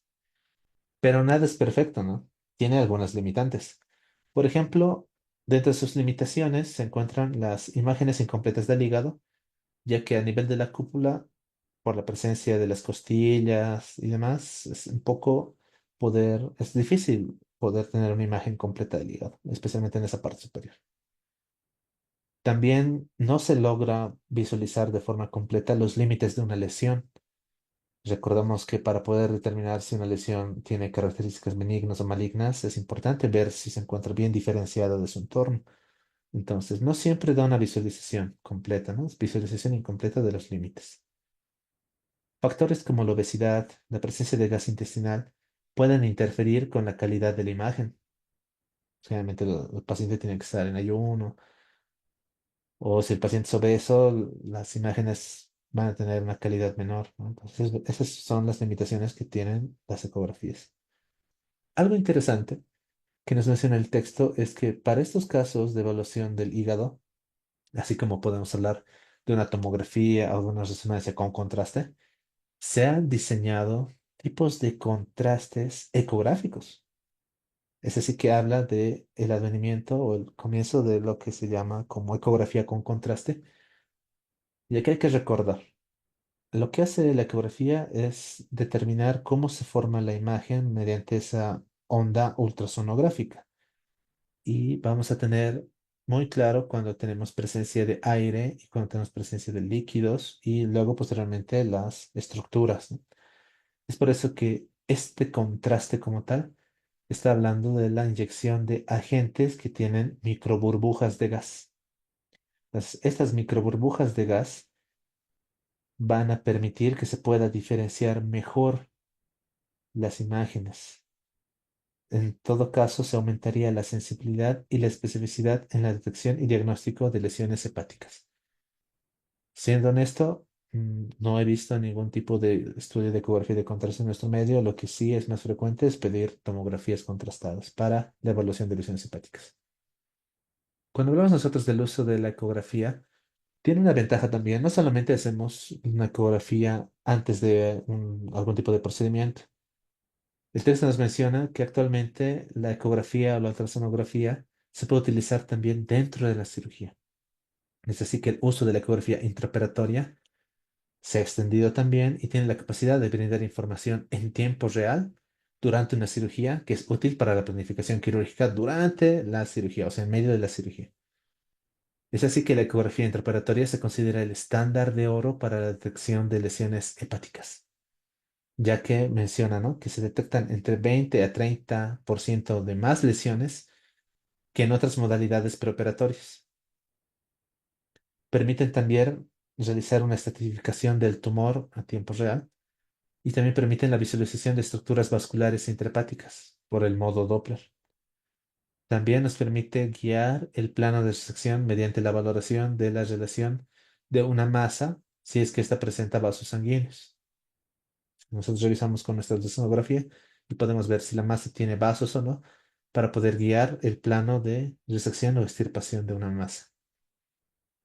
Ahora, algo que tal vez no se presenta aquí, bueno, no lo dice el texto, tal vez lo presentará en patología biliar, es que esta ecografía intraoperatoria, ultrasonografía intraoperatoria, sí se utiliza también cuando nosotros estamos frente a obstrucción de vía biliar, porque recordamos que la colangiografía se puede realizar de forma intraoperatoria o también se puede realizar un RCP antes o después de la cirugía, pero eso es utilizar radiación, ¿no? Tenemos que colocar un contraste, tenemos que disparar un fluoroscopio o un equipo de rayos X para obtener las imágenes de colangiografía. En cambio, si utilizamos una ecografía intraoperatoria, como vamos a colocar el transductor directamente sobre la vía biliar, ya no va a haber duda en si se encuentra libre o si se encuentra con un cálculo. Y tiene la ventaja de que no nos exponemos hacia radiación, ni el equipo quirúrgico ni el paciente. Entonces también es otro uso de la ecografía intraoperatoria.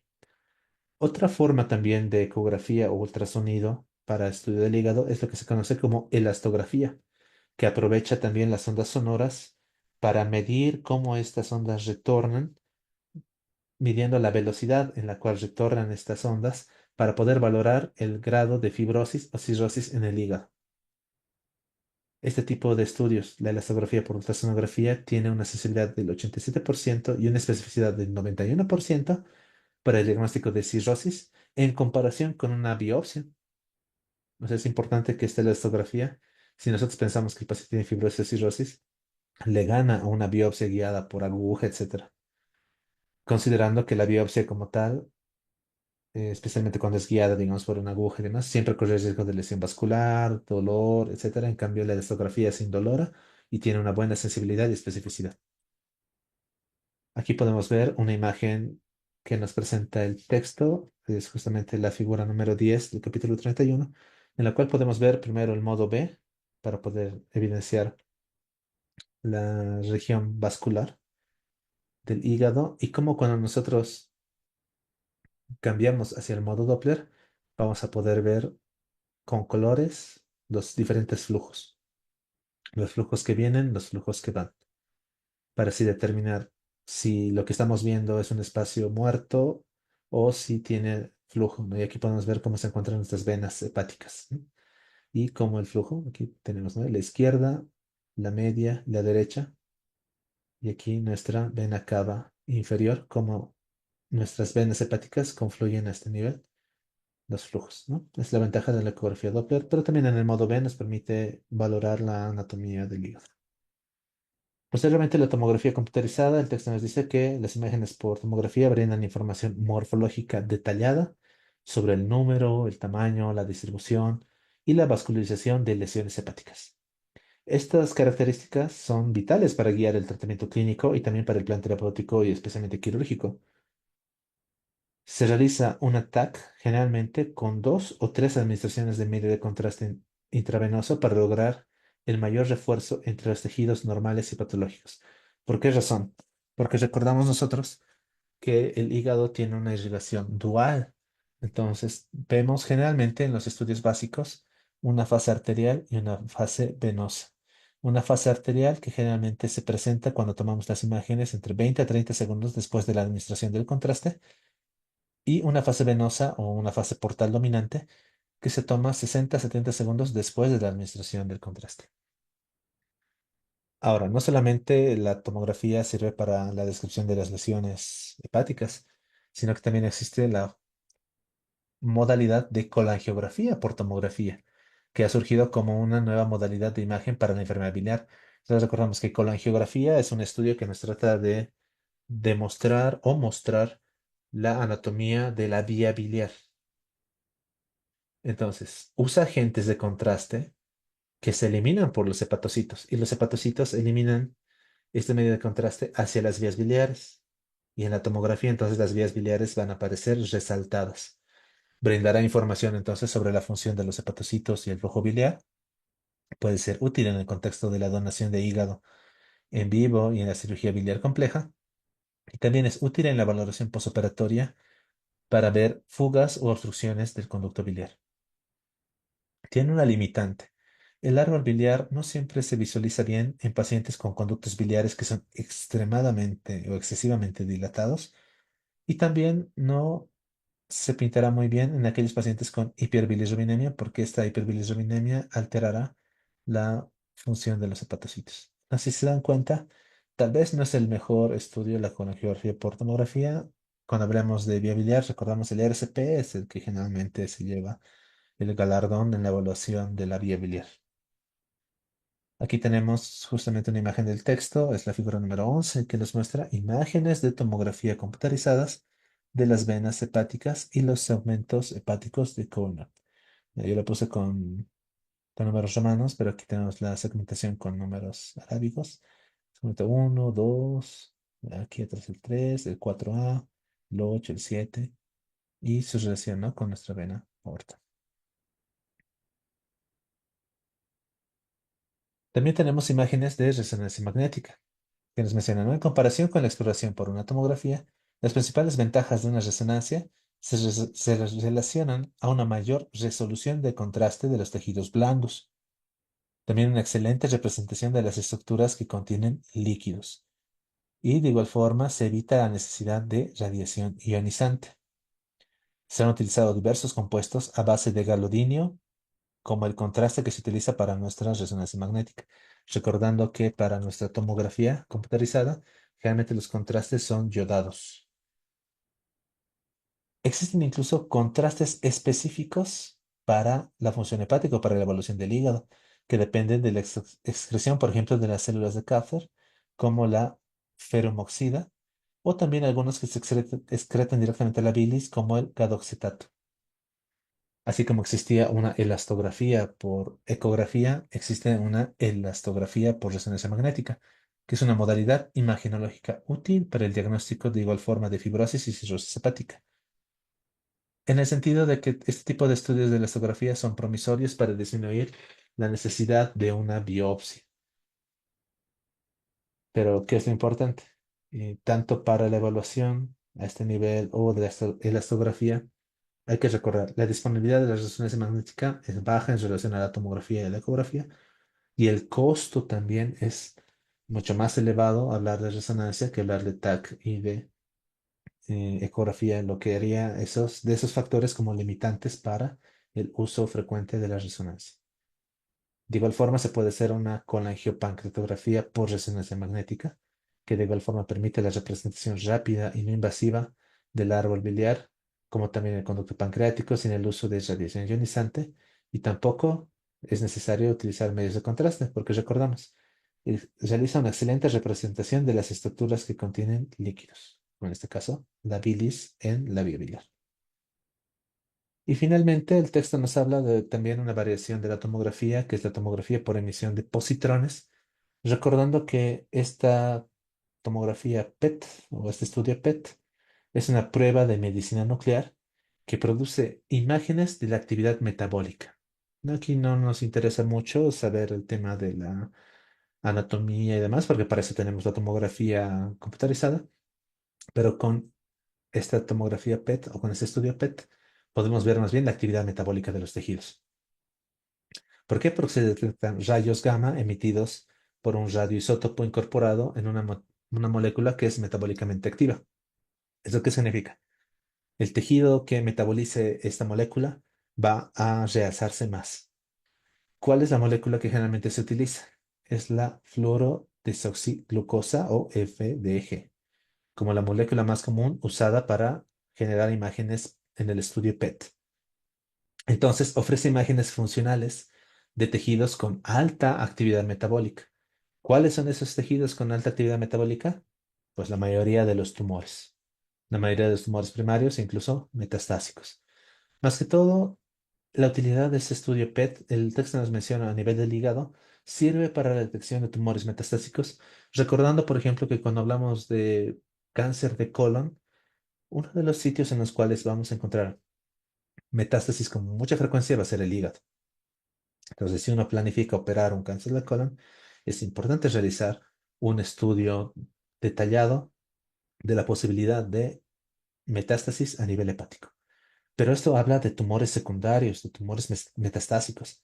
¿Por qué? Porque esa sensibilidad general, asociando nuestro estudio PET con la fluorodesoxiglucosa, que además se asocia a una tomografía computarizada para comparar los estudios y ver tanto la anatomía como la actividad metabólica, para la detección de un carcinoma primario de hígado como el carcinoma hepatocelular, esa sensibilidad es solo de 50 a 65%. O sea, es una sensibilidad muy baja. Por lo cual, si se quiere utilizar este tipo de estudios PET, menciona con uno solo con la FDG o la fluorodesoxiglucosa, esa sensibilidad es baja, 50 a 65%.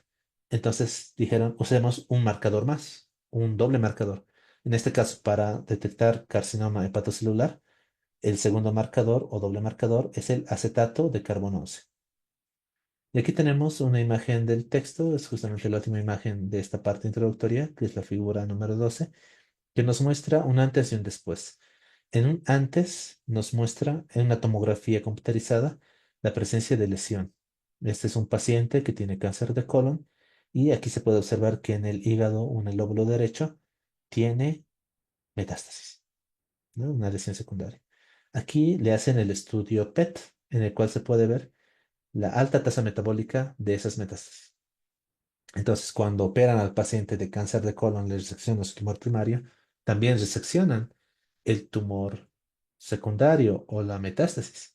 Y aquí se puede ver ya al paciente libre de cáncer en el estudio en el cual no se observan lesiones y se puede observar cómo el hígado izquierdo se hipertrofia para compensar la pérdida de ese segmento o de los segmentos derechos que estaban comprometidos por esta metástasis. Y bueno, eso sería todo respecto a lo que nos presenta el texto en esta parte introductoria, ya para que el día de mañana podamos nosotros abordar los dos temas de patología de hígado que tenemos en nuestra bibliografía, que son los quistes hepáticos y que son también nuestros abscesos hepáticos, ¿no? Tanto el piógeno como la mediana.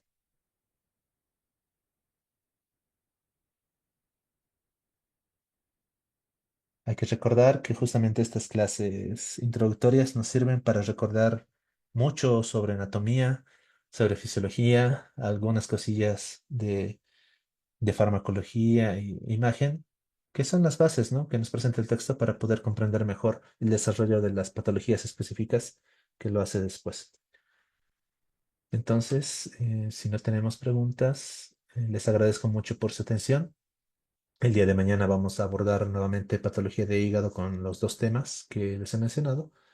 Y la siguiente semana nos vamos a dedicar a una patología que los cirujanos vemos todo el tiempo, que los médicos en general vemos todo el tiempo, que es la patología de vesícula biliar y de vías biliares.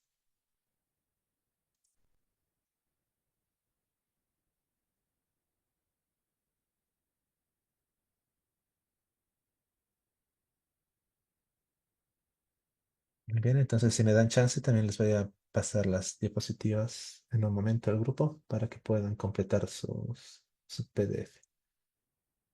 Que tengan muy buenas noches. El día de mañana nos vemos en el horario habitual. Espero, honestamente, no modificar el horario el día de mañana.